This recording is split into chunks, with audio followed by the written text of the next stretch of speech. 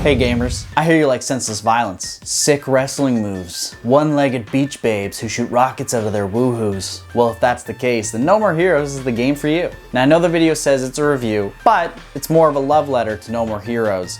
So I'm going to keep the spoilers to a minimum, keep them within the first half of the game. Now before we talk about No More Heroes, we gotta talk about Suda51. In this world, there are men, there are women, there are just people, but there are also gods. Hideo Kojima, Toshihiro Nagoshi, John Romero and John Carmack, Elton John, Koichi Suda. These titans make games, not you, that are filled with personality, blood, sweat, and tears. Suda51 founded Grasshopper Manufacturer, which the first game was The Silver Case, which was a point-and-click puzzle-solving adventure game. The second one was Flower, Sun, and Rain, which was another puzzle-solving game for the PS2. The third one was Killer 7, which was a rail shooter that kind of caught the eye of the mainstream, but it wasn't until the fourth game that Suda51 released, where Miley Radar had a little boop. No More Heroes hit the shelves January 22nd, 2008,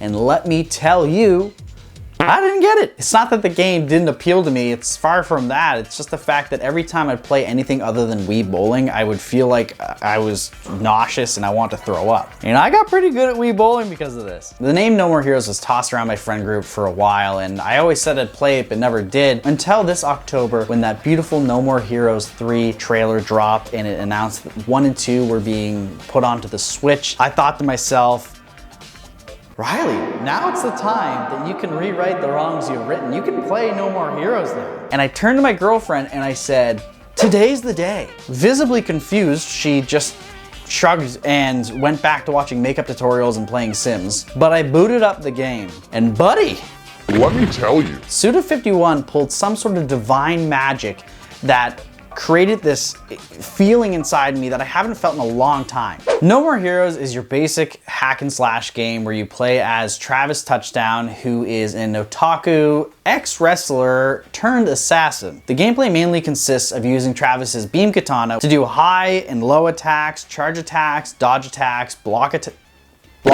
and then at the end of a combo you can do a really satisfying finisher, which gives you a chance to use your Gamble-O-Matic, which is like a slot machine, and that goes off, and if you get 3 in a row, you basically obtain a variety of Super Saiyan powers, just like in Naruto. Basically every action you do costs battery power, except for the Super Saiyan one. That doesn't cost any battery power. Enter the thing that made me love this game. A mechanic that is so iconic to the No More Heroes franchise, a mechanic that decimates all other hack and slash games, an absolute monument to video game design, the act of recharging your beam katana.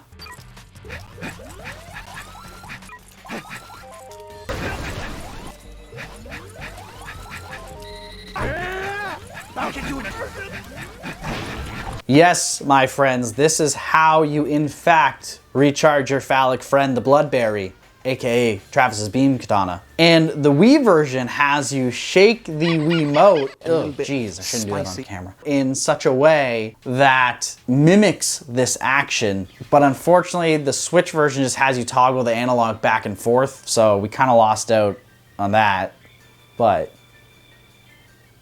it's still funny. Spicy. I made a mistake. You can't actually use the motion controls on the Switch, so enjoy the rest of the video. Additionally, you can use melee attacks to daze enemies and perform wrestling moves on them by flicking a certain direction shown on screen. And you can get these wrestling moves by finding masks on the ground left by your ex-Yakuza, or wait, ex-wrestler turned Yakuza master Thunder Ryu, who's, I don't quite understand his angle yet. I don't know if I trust him. Or you can get videos that teach you wrestling moves from Beefhead, which is a video store run by Bishop. And this is the place that Travis goes to get videos to sustain his crippling hentai addiction. Spicy. There are a few NPC characters in the game that mainly are around Santa Destroy, which is your hub world, if you will. You can find Dr. Naomi, which helps upgrade your beam katana. You can find Randall Louisvig? I can't remember his name. But anyway, he wants you to find his balls. And there's other things you can do in Santa Destroy. You can go to Thunder Ryu's gym and work out to get stat increases, or you can go to Area 51 to change clothes to look cash money like I did. At its surface, No More Heroes looks like its story is pretty thin. But you would be wrong about that. And without spoiling too much, I'll run you guys through the first basically 20 minutes of story in the game. At the beginning of the game, Travis is tasked with assassinating the rank 11 assassin Helter Skelter after a mysterious woman named Sylvia persuades him to join the United Assassinations Organization, the UAA. And after you clear the rank 10 assassin, Sylvia promises Travis the possibility of maybe, or maybe not, doing the no pants dance. And so he sets out to rank 1 just to get laid, as any true man should. I salute you, my captain, my captain. But the game's deeper than that. Every time you square off against an assassin, there's a cutscene, which it's smack talk, but it's more than just smack talk. It addresses overarching themes like the toll that killing people has on one's mind, and once you start killing, you can't stop even if you wanted to, all while introducing you to the assassin as a character. And Suda51 does a really good job of displaying this. And if you really listen closely, watch closely, you will see Travis change as a character throughout the game. Essentially, the formula goes a little bit something like this. Travis fights his way through waves of enemies, through a dungeon, gets to a ranked assassin, beats the boss, returns back to Santa Destroy. To apply to the next main mission, you have to gather a sum of money that you get by doing odd jobs and assassinations. Usually you'll do odd jobs like gathering coconuts or mowing lawns to unlock assassination missions, and then do those said assassination missions to get money, and then deposit that money into the account and rinse and repeat. And I know what you're thinking, it sounds boring.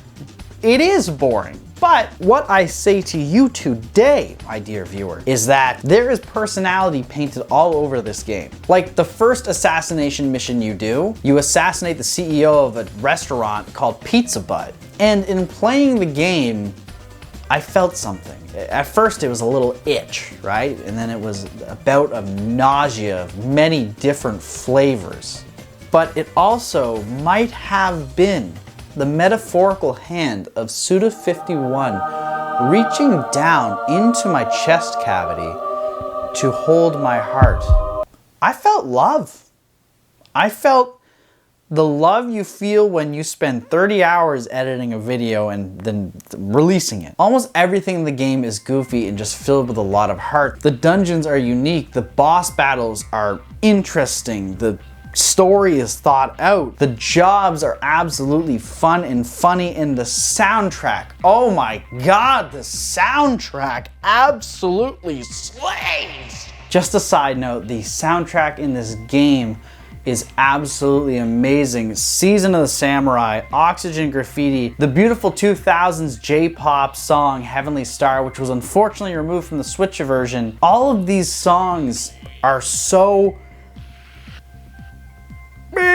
good. They transition the tedium of the jobs that you do in the game into something enjoyable. And the jobs are all mini games that are not just a means of getting money, but are also a way of conveying the message that Travis is a third-class civilian who needs to make ends meet. I'm convinced. No More Heroes is an allegory for a capitalist society that promotes hard work to gain monetary income to fuel your hobbies, where you live to work and not work to live. It's also funny seeing Travis get bonked on the head with a coconut. And when you poop, you save the game. Like I said before, the main objective of the game is basically to fight off against ranked assassins. And let me tell you, each one is just got a little unique oomph to them that just makes the boss fight that much more enjoyable. And towards the end of the game, you are dancing with the bosses, making sure that you're not just spamming buttons. I'm spitting everywhere. That's how intense this is.